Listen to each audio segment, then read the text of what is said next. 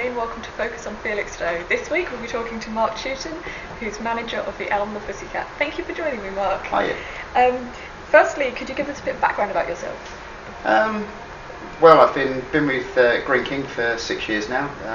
Been a manager in pubs for about 20, and this is my third pub with them. I've been here for about 18 months, so just starting to see the rewards from being here for a while now. Were the other pubs you managed Felixstowe based as well? No, I started off in Essex in Southend, moved up to Thurrock, and then came right out of Essex and into Suffolk, back up to here now. Okay. Are you married? No, but I've been with my partner now for 8 years. Very long term, yeah. And do you have any children? Yes, 4. 4? Handful? Yeah, 3 under 3, so yeah. Wow. I like a bit of pressure. And how long have you been manager here? 18 months now. 18 months? Yeah. We took over in May the year before, so we had a refurb here in July just gone. So we've sort of seen a lot of change since we've been here in a short space of time.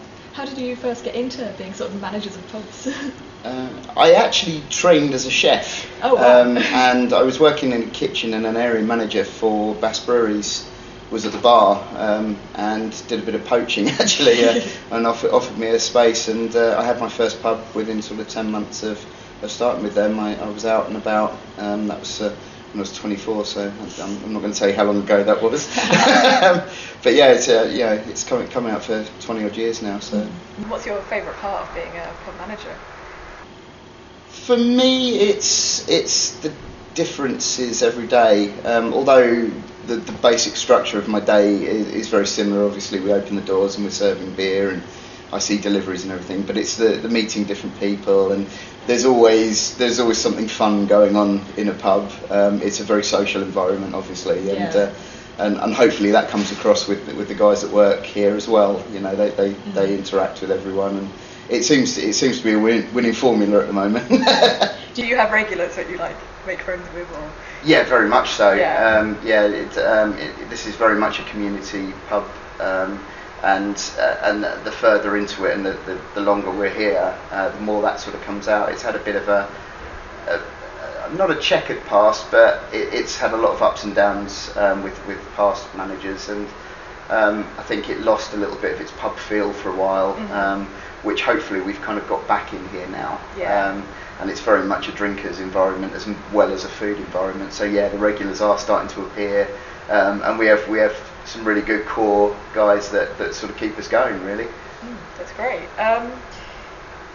Would you say, in terms of sort of pub culture, that the smoking ban has affected the trade at all? I think yes, we had to learn from it. I noticed very quickly the change in clientele. We didn't so much lose sort of long-term smokers overnight, but obviously it's become quite a social faux pas now, and it has reduced the amount of people that spend just coming to have a drink. I think that with the supermarket prices and the fact that people can't have a cigarette inside, that's kind of spurred people drinking at home more, which is probably a lot of where kind of health issues and stuff have increased over the past few years. But in that, it's made it a much more family environment. It's somewhere where you would bring your partner now.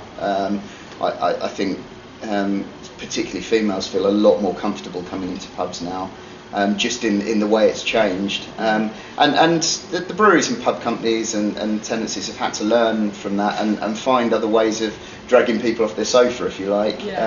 So you know, you see lots of different types of pub evolve from that. From kind of food-led pubs to sport pubs, to everyone has a kind of unique selling point, if you like. And so it's actually been quite an interesting 10 years, I suppose, really. Just seeing how you do it, and you've seen pubs come and go really because of it. And do you think more recently there's going to be an effect from the government's new drinking guidelines? I was talking to quite a few of the regulars yesterday who not mocking it so much, but were sort of saying, you know, crikey, if I only drank that, you'd be out of business tomorrow. I think everything in moderation is reasonable. I think there are very few people who would frequent a pub that would say they drank 1 pint a day or 1 drink a day. There will be people that sort of look at it, but from the kind of, even the sort of calorie contents on food, the way that changed and the legislation that came out, the fact that McDonald's has to tell you what they put in their stuff now hasn't stopped people buying a burger. Yeah. And I think it's a choice that people make, isn't it? If you don't overdo it, there's no reason why you can't enjoy a drink and come out and socialise with people. Not to mention the fact that we also have to do so many different soft drinks and coffees and things now. We have to be many things to many people, so yeah. It's not just about beer anymore. So I don't think it will affect us at all, to be quite honest. I think if anything, it's just given us exposure. What would you say to people who want to become a pub manager or into a pub trade? Oh, don't do it. No. It's a very rewarding career. Obviously, I've been doing it for a long time now, so there must be something in it. But it's very much a lifestyle rather than a job, and I think that's what catches people out. They don't realise. They think you sort of open the doors at 11 o'clock, have a few beers with the regulars, and shut the door at night, and it's all wonderful. And they forget the deliveries that turn up at silly o'clock in the morning, and the Christmases where you're working on Christmas Day, and all the other fun stuff. But for reward, I don't think there's many jobs that can match it, to be quite honest. I get a very good social life. I get to meet new people all the time.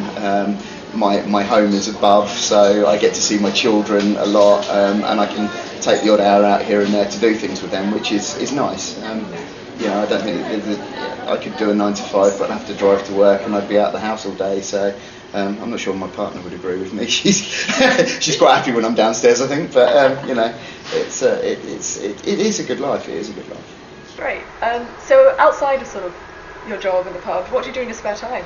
Crikey, spare time. I don't have an awful lot of that. I'm an RAF reservist, so I commit to at least 1 weekend a month and a few days out. So that's an interesting time for me at the moment. I've been with them for 2 years now, and that pretty much takes up a lot of my spare time that the children and my life isn't really. But yeah, I'm learning to ride motorbikes, so I'm sort of doing that in the very short bits I've got left, really. Yeah. But yeah, that's my life in a nutshell, really. So what's on the horizon for you in the future? Very much seeing where the owl goes. I want to kind of.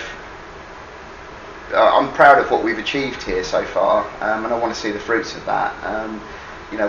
We've changed the feel of the pub very much, and so from my point of view, it's about kind of keeping that momentum going, keeping it fresh, and changing bits and pieces, and listening to what the guys who come in want from it, really, because it's a community local, so it's about involving everyone who comes in. I'm looking forward to developing this place a little bit further and seeing it meet its full potential eventually, hopefully. That's fantastic. You seem to be very busy. Yeah, 27 hours in a day for me. Well, thank you for joining us. No problem. If you'd like to share your story with us, then please get in touch. That's all for this week. Thanks for watching.